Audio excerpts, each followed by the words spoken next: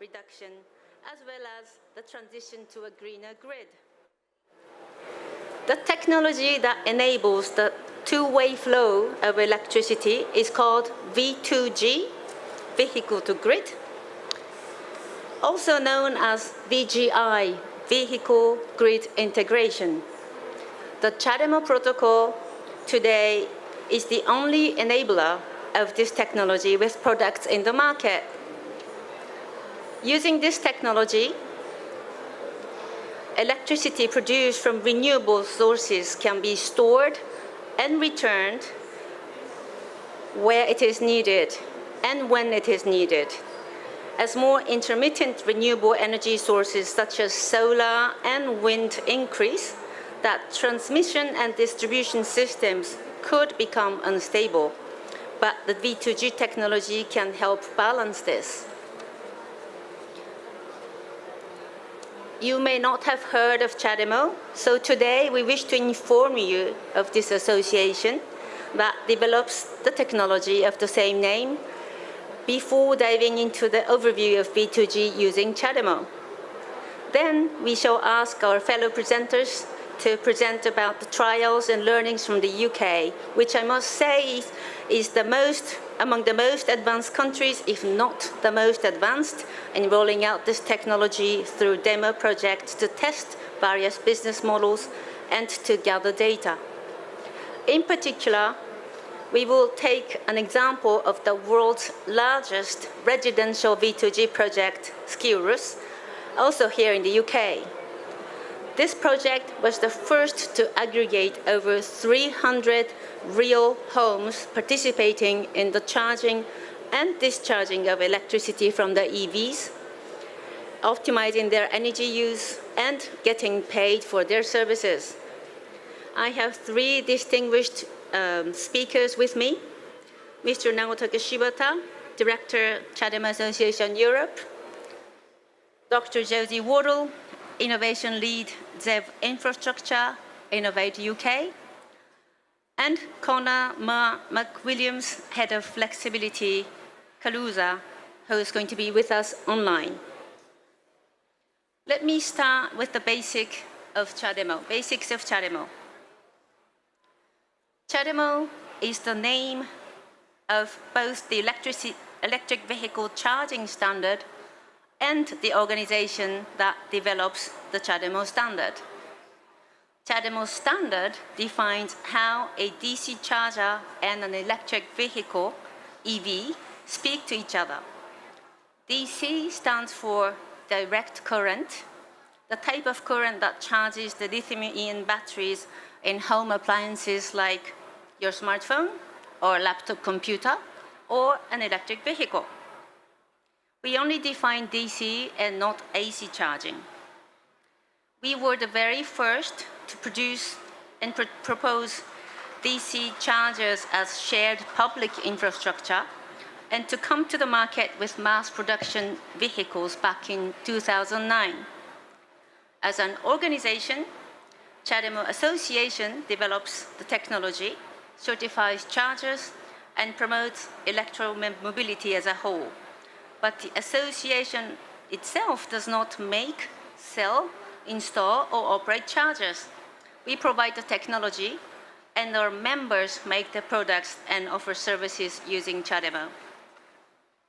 Who are our members then? We have today over 500 members from 47 countries. You can see a selection of our members on this slide. Our members include automakers, utility, chargers, and component manufacturers, homologation bodies, R&D institutions, and municipalities, among others. These members make electric vehicles, EV chargers, and hardware and software parts that work with our technology. We do this because we believe that electrification of the transport system is important for the planet and for the happiness of future generations. Today, we know that the transport sector is responsible for a quarter of direct CO2 emissions. To tackle this challenge and preserve the planet for future generations, We aim to achieve climate neutrality in the transport sector through electrification, which is considered to be one of the most efficient measures. CHAdeMO takes this to heart, and we provide charging technology to take an active part in this global movement. Some of you may be an electric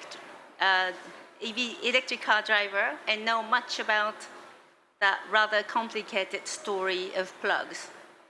Indeed, in the domain of DC charging, there are 4 international standards and Tesla's proprietary protocol that are widely used in the world today. CHAdeMO is a global standard.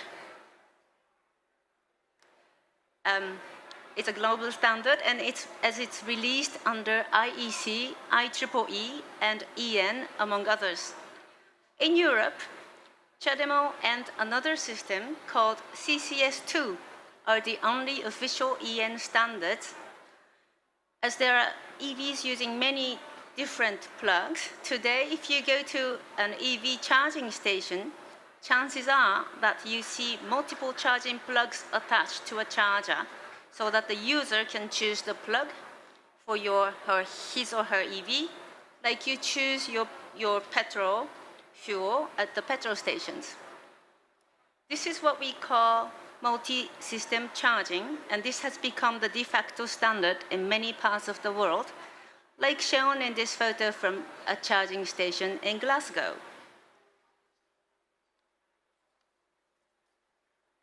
CHAdeMO DC fast chargers are among the most popular EV fast charging infrastructure in the world.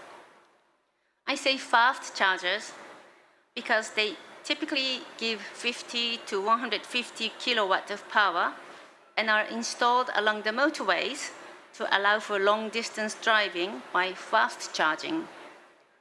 You can find over 40,000 CHAdeMO charge points in 96 countries, colored in light green, of which more than 20,000 are found in Europe. Please note that bi-directional chargers, which is the focus of today, are not included in this map. They are typically around 10 kilowatt of power and installed in private domains such as homes and office buildings. There are about 10,000 of those bi-directional chargers in the world, mostly private home units. On the vehicle side, this bar chart illustrates the number of plug-in vehicles based on the fast charging inlet shape, that is, the socket on the car side. CHAdeMO has achieved the 1 million mark in 2020. As Tesla vehicles can use CHAdeMO chargers via an adapter, CHAdeMO chargers can serve about 2 million plug-in vehicles in the world. With over a decade of in-market experience, our technology has an impeccable track record of safety. Our specifications are mature with necessary and sufficient functionalities. It is safe, robust, and interoperable. Backed by our waste not philosophy, we make all versions of our protocols backwards compatible, so that no investment in our system gets wasted. We are also the only international standard that has the same plug shape wherever you go. Second and third hand in vehicles coming from various parts of the world can be charged anywhere with the same plug. Finally, we are the first and the only international protocol to enable V2G, today's key theme. I give the floor now to my colleague, Mr. Shibata.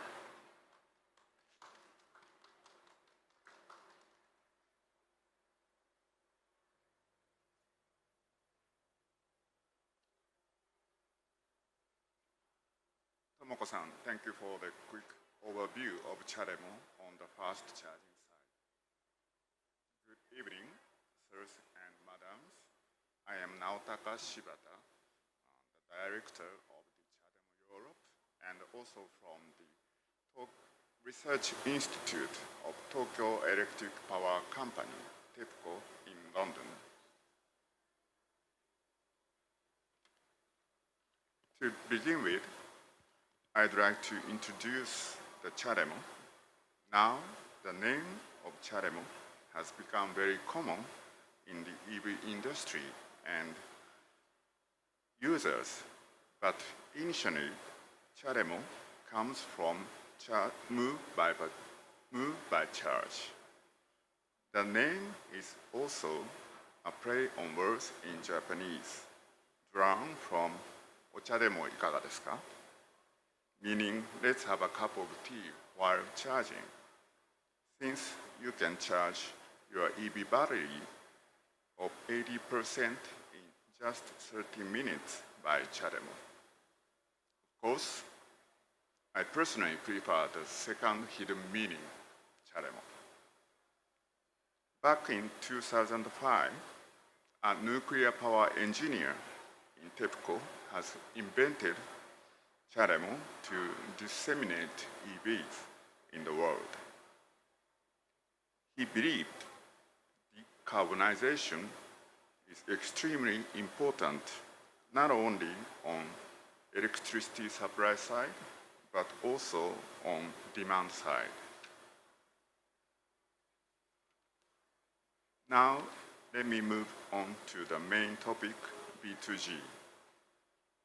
The starting point for our B2G was the Great East Japan earthquake in March 2011. EVs were sent to help victims of the disaster with secure activities, with rescue activities and medical aids. Tsunami victims needed heating in their shelter and needed to charge mobile phones and computers. From this experience, we found the great potential of EVs as a mobile energy source. The CHAdeMO engineers moved quickly to standardize bi-directional charging for ensuring safety and interoperability. Now, I'd like to explain the B2G in more detail. B2G, in the narrowest sense, means bi-directional power flow, the capability not only to charge, but also to discharge from the EV battery to home, office, or to the grid via bi-directional chargers. Through the bi-directional chargers, EVs can be integrated to the home energy management system and eventually connected with the grid, serving not only as backup for blackout, but also help the grid for peak shaving and make it stable by providing the power services called flexibility.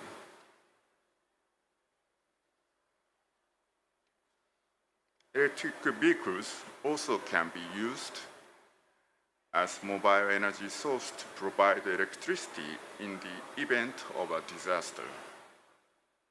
In September 2019, the Kanto region in Japan was hit by huge typhoons and caused considerable damages to power facilities, and transmission towers and electric poles fell down. TEPCO staff drove EVs to the blackout area and supplied power to homes and public facilities. Today's EV battery can serve 4 to 6 days of a family electricity consumption.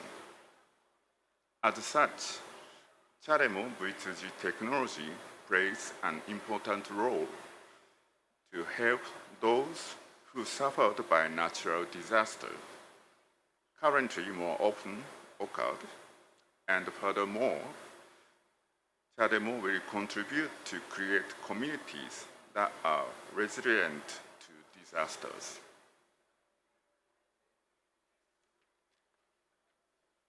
Today, CHAdeMO is the only international standard that enables bi-directional charging for mass-marketed EVs and plug-in hybrids.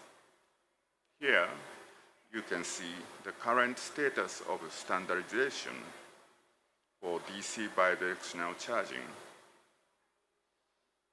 CHAdeMO published its protocol in 2014, while another protocol called CCS is currently in the making and planned to be published in July 2022 at the earliest.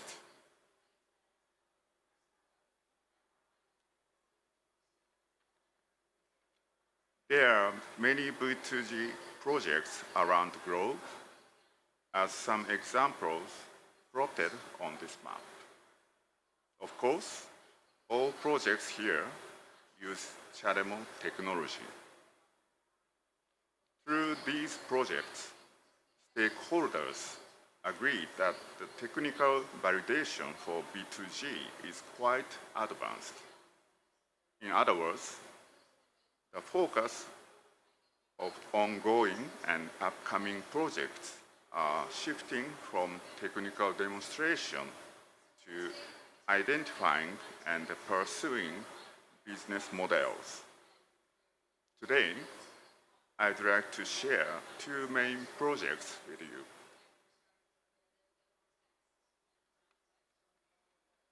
In the electric power system, total amount of supply and total demand must be matched at any given time to avoid blackout. For coordinating the supply and demand precisely in every second, electric utility uses the power called flexibility, such as ancillary services and frequency regulation services. By utilizing EVs to improve power grid stability, we can further promote the naturally fluctuating power sources such as solar and wind power and contribute to the flexible operation of power grids. As an electric utility supplying reliable electricity to customers, TEPCO has confirmed that V2G will contribute to power grid stability through its demonstration projects in accordance with the business model. Next, I'd like to introduce a groundbreaking project in the commercial application, the Parka Project from Denmark. By using a fleet of 10 electric vans plugged in overnight at the company depots and participating in the Danish energy market, each EV provided a total of 13,000 hours of frequency regulation services. Notably, by providing the flexibility, an average revenue of about 2,000 euros per car per year was made during the 2 years of the project. As such, EV drivers could enjoy financial benefit through V2G participation.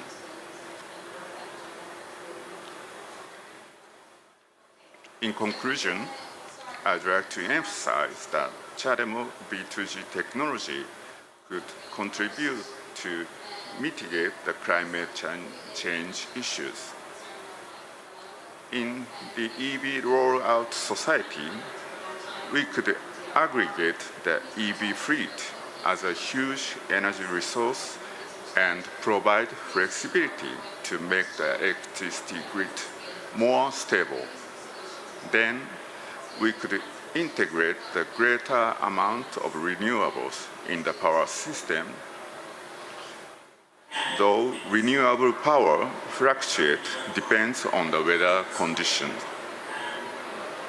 Electric utilities now use thermal power plants to provide flexibility to stable the power grid.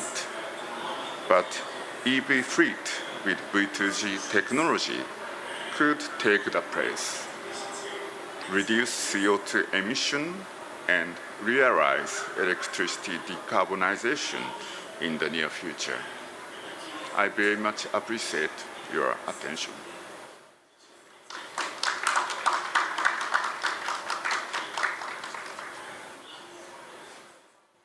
Thank you, Shibata-san.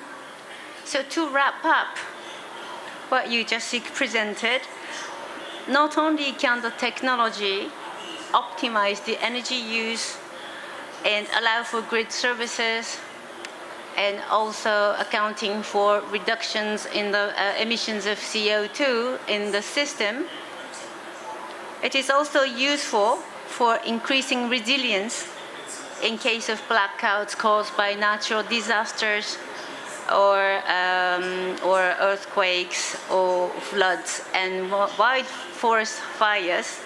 So the technology for bidirectional charging is well validated in the market for the past 8 years or so. It is now a matter of making business sense of this and assessing scalability. This requires a holistic approach, including policy and market design aspects. In this sense, the UK is for sure one of the most advanced countries in this domain. Our next speaker is Dr. Josie Wardle from Innovate UK, the UK's innovations agency that has funded many projects in this domain. Josie?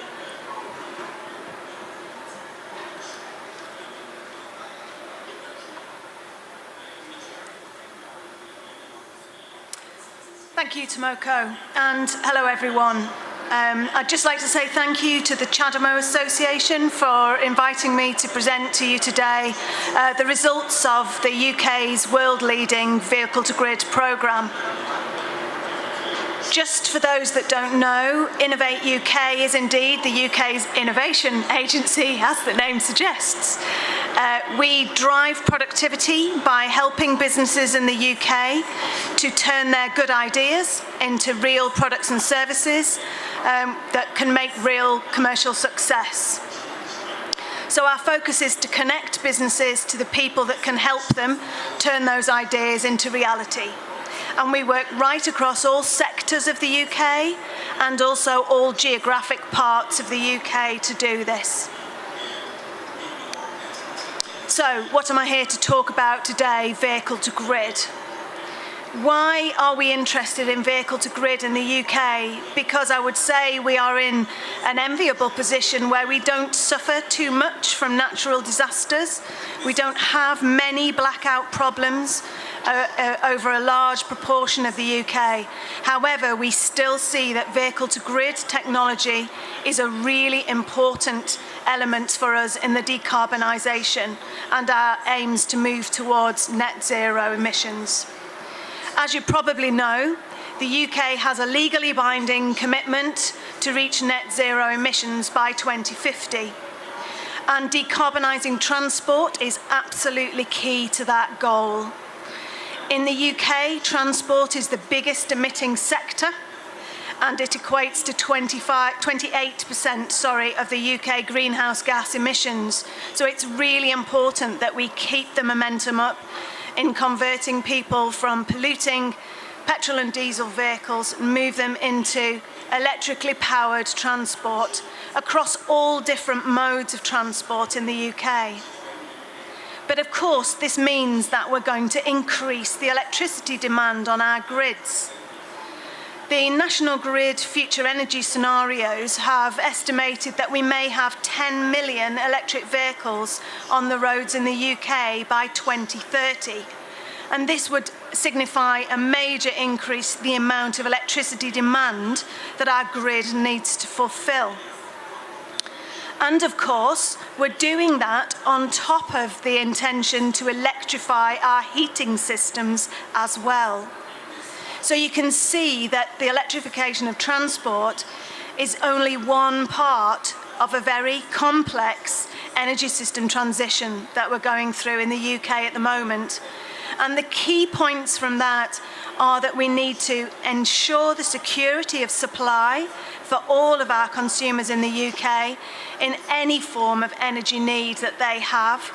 And also, of course, therefore, we wish to minimise the impact in terms of the effects of costs on those consumers. So actually, electric vehicles, rather than being viewed as part of the problem or part of the challenge, they can also be part of the solution, because they enable us to use flexibility tools to help match the demand for electricity to the supply of electricity in the country. So we can use electric vehicles and smart charging protocols to shift consumption of energy, so we can persuade our electric vehicle drivers to change how and when they charge, so that we can try and balance that demand for energy with the supply of energy, and particularly at the times when that supply is predominantly coming from renewable sources. Secondly, we can use electric vehicles to store energy locally, as was so well explained by our two previous presenters.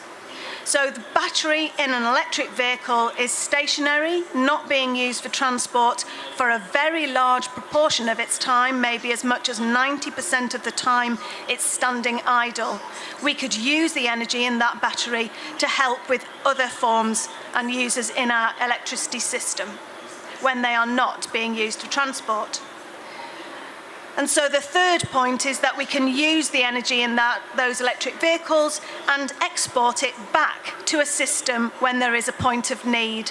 So either, for instance, exporting electricity back to the grid when the grid in a local area is starved of supply and demand is high, or we could supply it back to a workplace, a building, or, for instance, another system.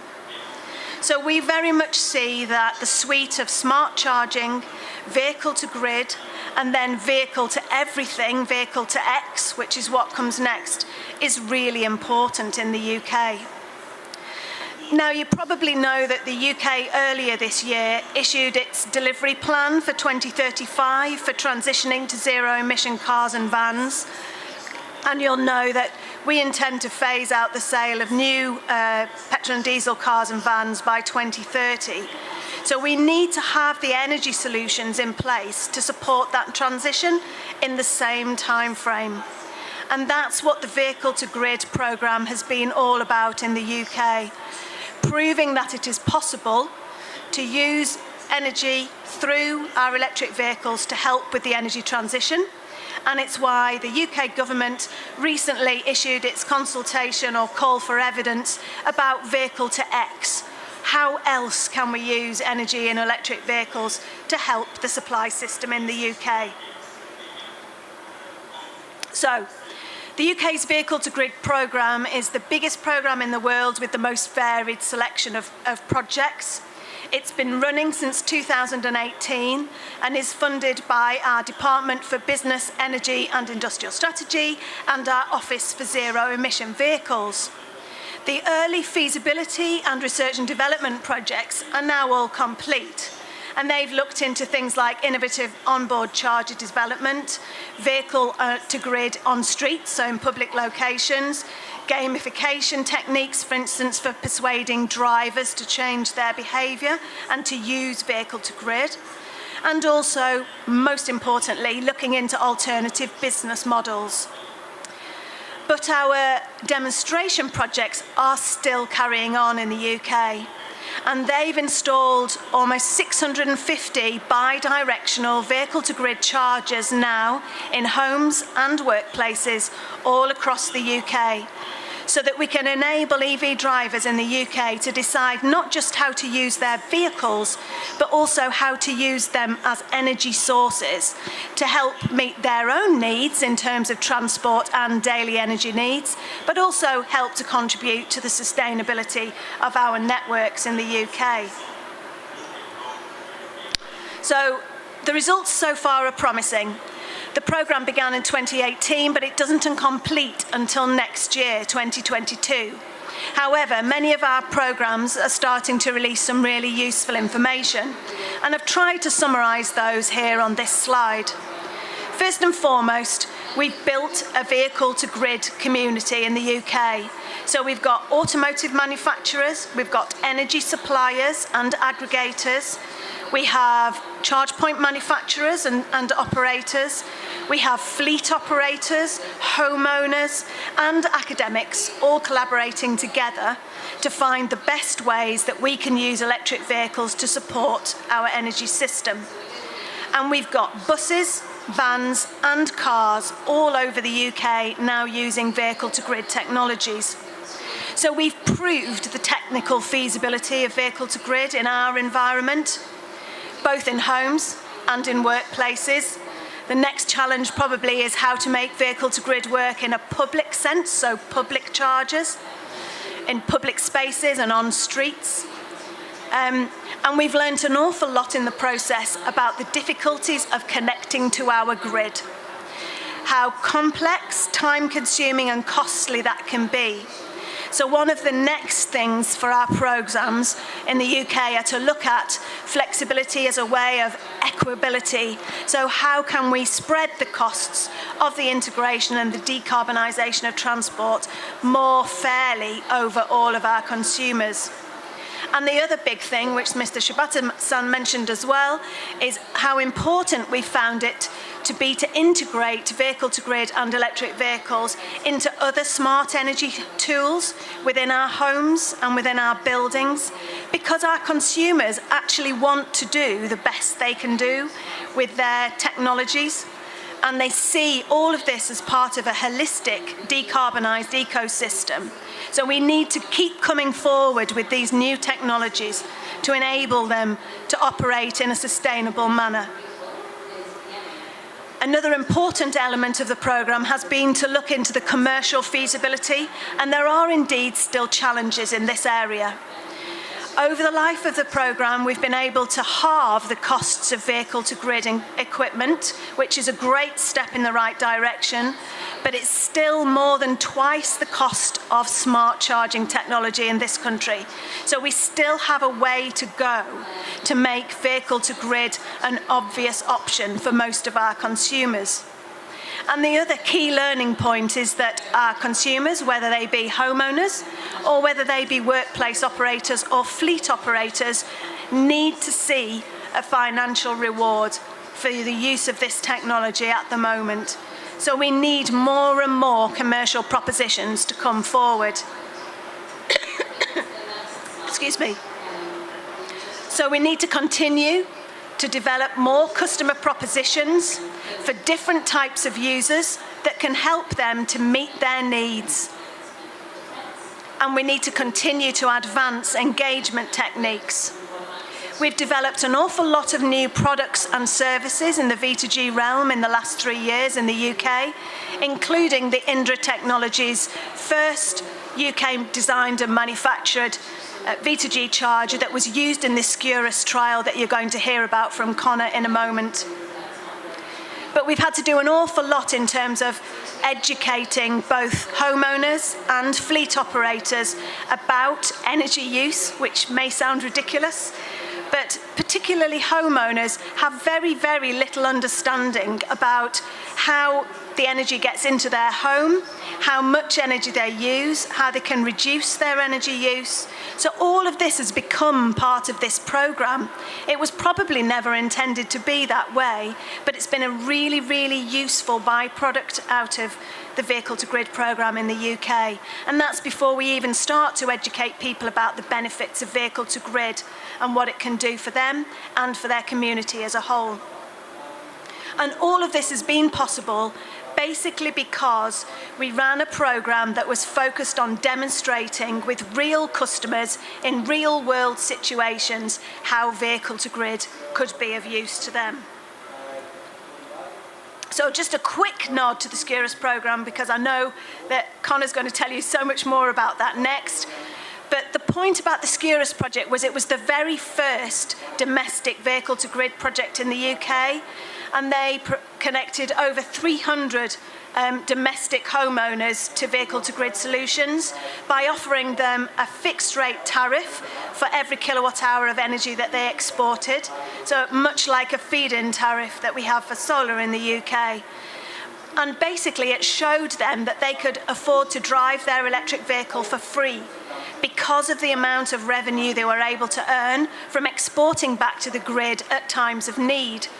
And those customers saved on average £420 a year on their energy bill, which is really quite significant in this country. But what other lessons have we learnt from the programme in general? Well, I've broken these down into three parts. The users, the lessons that our consumers have given us, the energy lessons that we've learnt from working with the grid and the energy suppliers and aggregators, and then finally, the commercial, harder lessons that we've learnt. So let's start with the consumer side of things. I've mentioned that we've been looking at both homeowners and fleet operators, and we've found plenty of demand, but actually getting them to sign on the dotted line has proved a lot more difficult. Private consumers are still very concerned about whether their vehicle will be available when they want to use it. For instance, in an emergency, or if their plans have to change at the very last minute. And they're also very concerned to understand whether repeated use of bi-directional charge and discharge will actually deplete the life of their battery. Now, the studies that are being conducted by the Warwick Manufacturing Group through the EV Velocity project in this programme are showing the very, very little impact on battery degradation as a result of using vehicle to grid, very low indeed, and actually are indicating that we could use vehicle to grid as a way to maximise the life of our EV batteries. So not a negative, but indeed a positive. So we need to get those messages out to the public and to reassure them that vehicle to grid is a good option for them. And in terms of fleet customers, they are obviously concerned about any negative impacts on their operational requirements, and they're particularly concerned about having a very sound business case for the adoption of vehicle to grid. So as you can see, this is where the need to continue to reduce costs is very important still.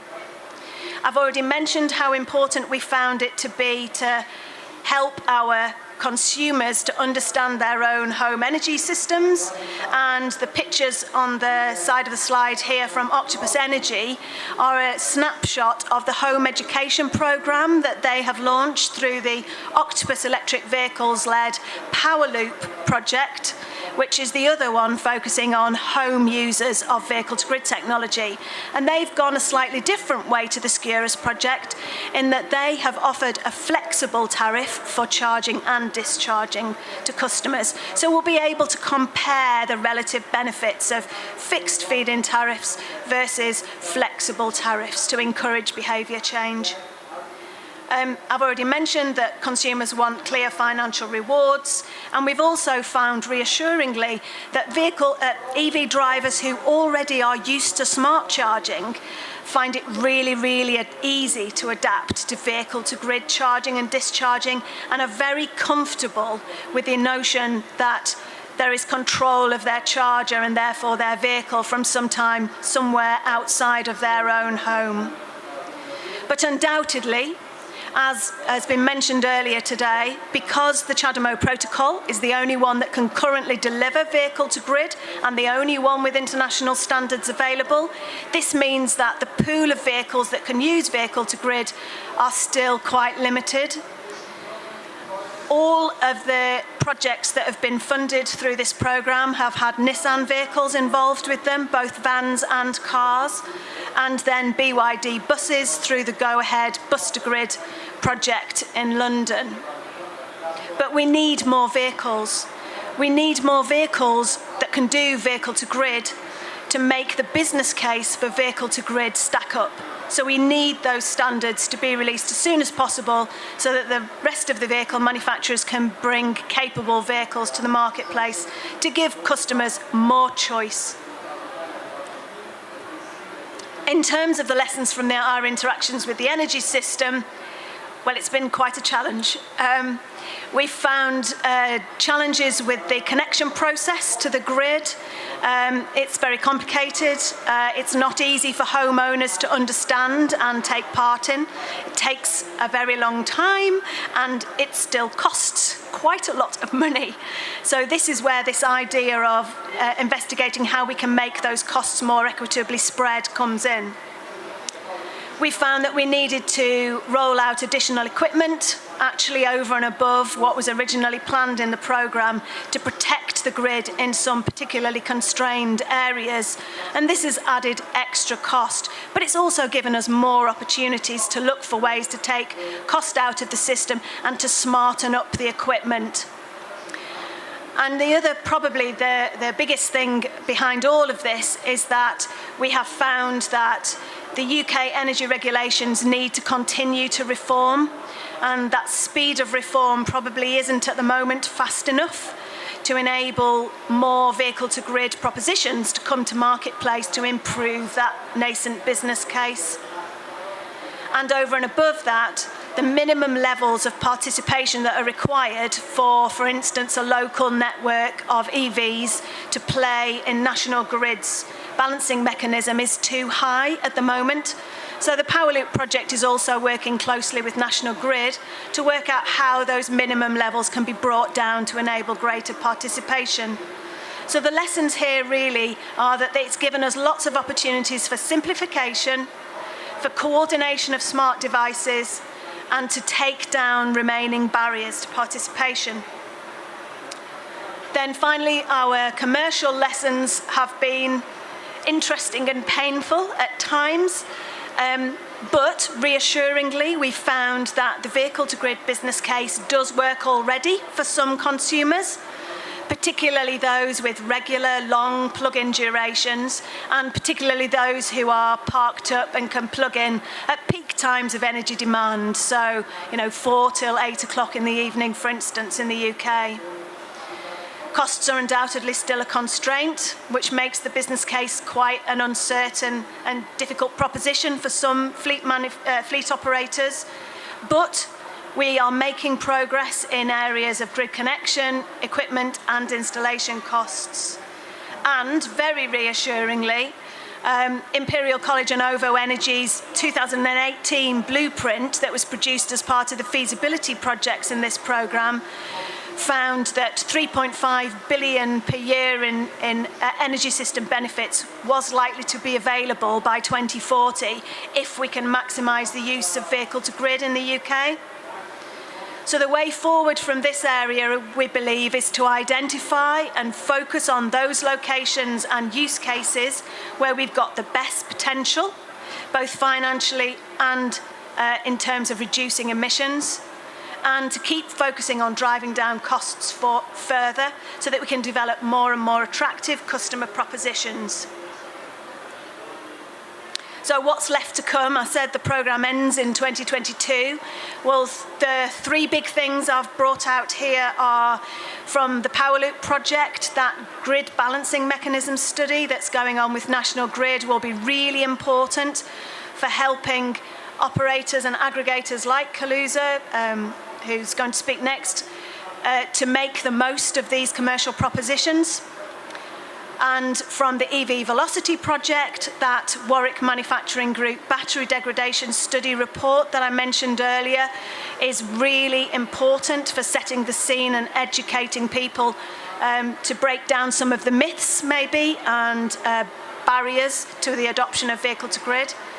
And last but by no means least, the Bus-to-Grid project is demonstrating Europe's largest bus vehicle-to-grid programme and that will be going live in January of next year at the Northumberland Park depot, where over 120 EV buses are already running, and 28 of the double-deckers are V2G enabled, ready to start delivering energy back to the grid at those long durations when buses are at a standstill and do not need to recharge, or they're out on their journeys and somebody else could be using that charging infrastructure back at the depot.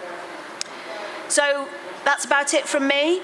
What's needed next from our point of view, we believe, is the urgency of getting those comprehensive vehicle-to-grid standards out in the marketplace so that more vehicle manufacturers will produce vehicles and offer them for sale in the UK, and to keep concentrating on cost down and developing new customer propositions whilst we continue to improve the state of our UK energy regulations. If you'd like to know anything more about vehicle-to-grid around the world, I would urge you to have a look at the V2G hub, the link for which is on the slide here. So that's it from me. Thank you very much for listening.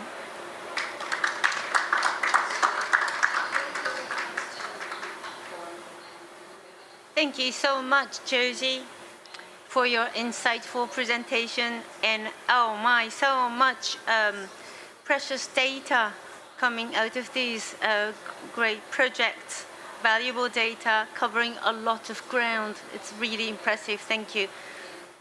And let us now take a closer look at the world's largest residential V2G project, residential, curious, that Josie has touched on. Connor, I'm going to stop sharing so that you can take the screen. Great, thank you. Can you see my screen okay?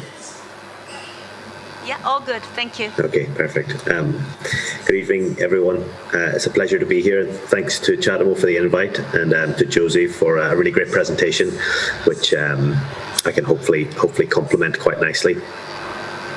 So I work at Collusion. We're an energy technology business headquartered in London, and we were one of the primary partners on Project Sirius, the world's largest vehicle-to-grid program, residential vehicle-to-grid program.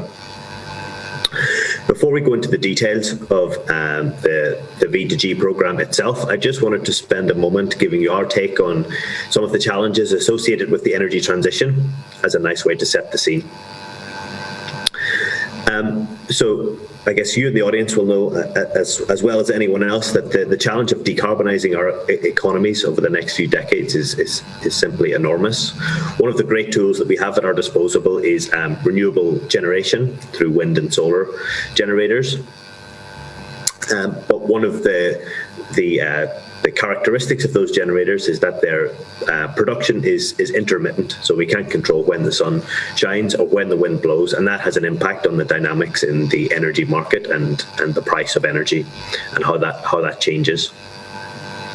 So to study this in a bit more detail, last year we did a study where we found 2 equivalent days from April with similar temperatures, similar solar irradiance, similar wind speeds, and demand profiles, and then went back a number of years to April 2014 to look for a similar day, and we examined the price of electricity on both of those days. So this chart in the bottom left shows each of the half-hourly prices. This is a UK-focused study. Each of the half-hourly prices in the UK over each of these days. And in 2014, you can see that the power price is relatively stable at an average of around £40 per megawatt hour.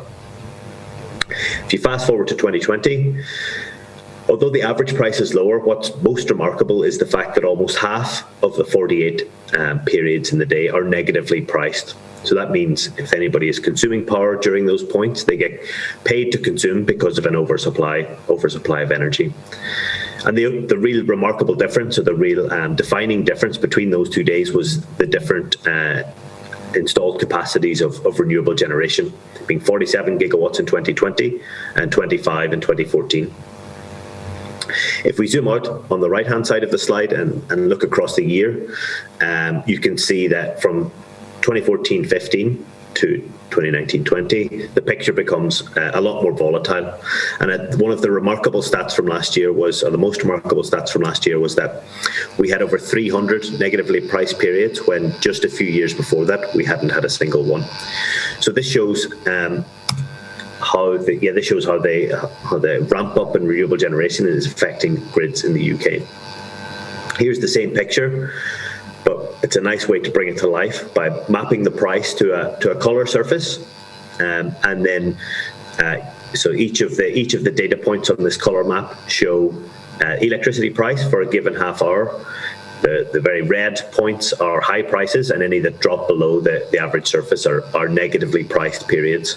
In 2014-2015, you can see a pretty calm picture with a few spikes throughout the year.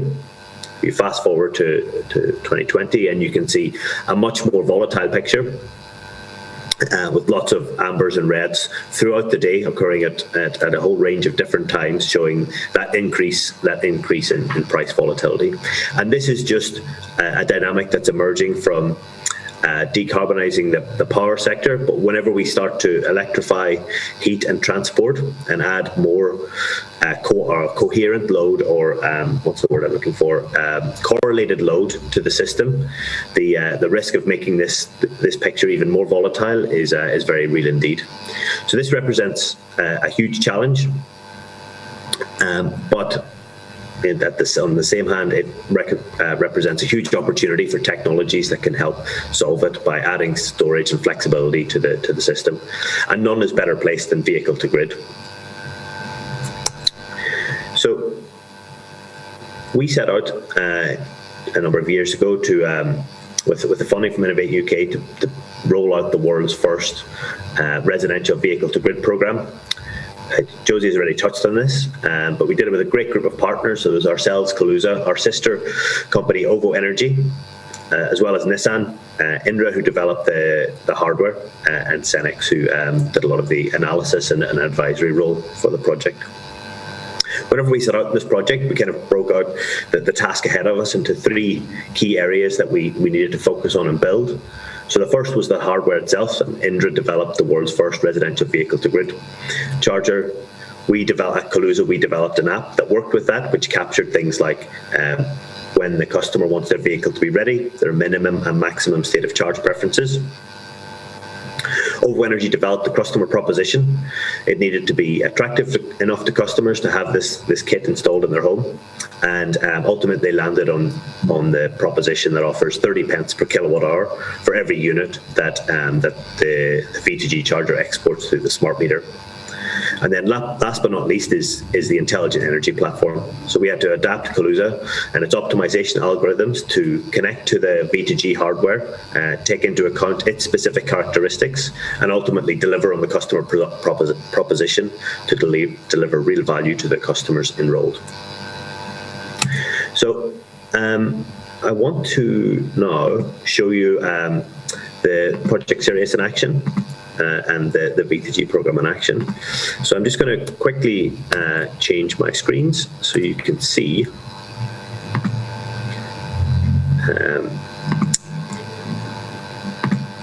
you see the Collusion platform in action and the vehicle to grid chargers responding in real time to conditions on the grid. What you can see in front of you is the Collusion control room. This allows us to monitor the live status of devices on the platform right now. Each device will send us a data packet every minute reporting its latest physical parameters, including its power. If we zoom into one particular region of the grid and look at the vehicle to grid chargers in the West Midlands in this case, we can see that from our insights tool, we can see that actually, the data that we capture from the devices gives us really powerful insights at different levels of aggregation. So being able to understand actual plug-in behavior is key to being able to work out how much flexibility is available from a given portfolio, and then being able to track actual consumption patterns and export patterns and map those to energy price is key to being able to tell OVO Energy and how much trading value they've delivered and how well they're performing against the 30 pence per kilowatt hour they're offering customers. A really important part of what we did in the trial was build really intuitive and meaningful end customer experiences that reward them for participating with this intelligent energy technology. And to bring that to life, I'm just going to quickly run a simulated grid event that shows the platform's ability to dispatch a pool of vehicle to grid and other EV chargers in real time, and also the benefits flowing to one of the enrolled customers. So the alert that's just popped up has signified that there's a shortfall of power in one of the UK's 14 grid supply point regions. If we drill down into the specific details of that alert, we can see that there's 90 kilowatts of available capacity available right now. Before I go ahead and dispatch that, I just want to point out that although this is a simulated grid event, everything else you see is real. This is the platform sending real commands to real devices and V2G charge points that are then pushing physical electricity back to the grid. So whenever I hit dispatch, you'll see that within just a few seconds, the vehicle to grid charge points spring to life and turn green as they start to push that much needed power back to the grid. Also, the number of EVs that are charging via V1G will reduce as those that can reduce without impacting a customer's charging need doing so. The customer's V2G live app, powered by Collusion within the OVO Energy Experience, is also updated, showing them they're earning money based on that 30 pence per kilowatt hour export rate offered by OVO, and they're currently exporting at 6 kilowatts.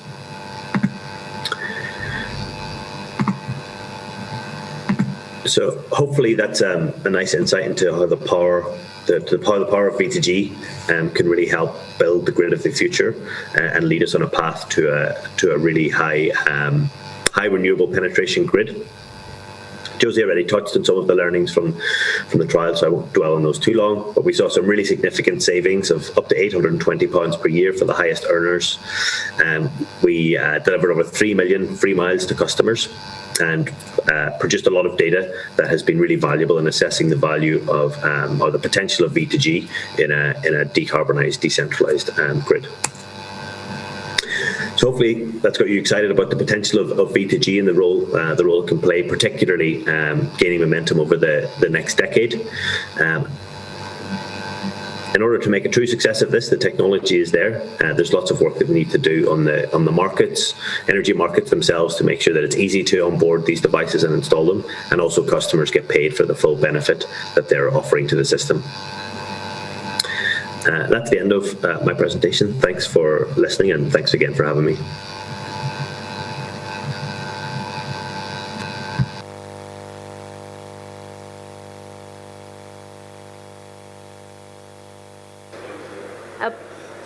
Thank you, Kona. We are now taking some questions, if you have any questions. Otherwise, I do have some questions for you, Kona. So were people afraid of letting their batteries used and having their batteries get degraded? And have people changed their perception after the project? Yeah, I think it's a really good question. There have been, it's one of the most common questions that we get whenever we present on this project is about the effects of battery degradation. I think the customers themselves that signed up to the trial were really excited about the technology. So there were some concerns about battery degradation, but we got a really enthusiastic customer pool. We also spent quite a bit of time working with Nissan to make sure that the vehicle warranties were maintained while we optimized the batteries for the V2G use case. And ultimately, the way that the service was delivered to customers gave them great confidence in the technology, and we didn't have a single complaint about battery degradation throughout the trial, which shows that it really turned out to be much less of an issue than perhaps some anticipated at the beginning. And you mentioned there were different range of, the financial rewards that the people received. Who were the people who made the most money? What were the type of people and the behavior that ended up letting them gain more rewards? I think the key thing that's linked to reward is how often you plug in and what times you plug in. So for certain customers who plug in regularly before 4 p.m., which is kind of the start of the peak power prices in the UK, they had the potential to make up to the £820 that I highlighted. So that is the key sort of determining factor is availability during those peak periods. But as we progress and the power market becomes more volatile, that there will be opportunity to capture lots of value at periods outside the traditional peak as well. So availability overnight in the morning, for example, could be just as valuable. And people didn't have to respond yes or no to those dispatch messages, right? It was all automated. Yeah, that's correct. I think in all of the products that we've built, we've tried to make it really sort of simple and intuitive for the customer. So they tell us what they want. They always have the ability to override should they need to charge for an unplanned journey. And then the job of the platform is to optimize when we deliver what they need.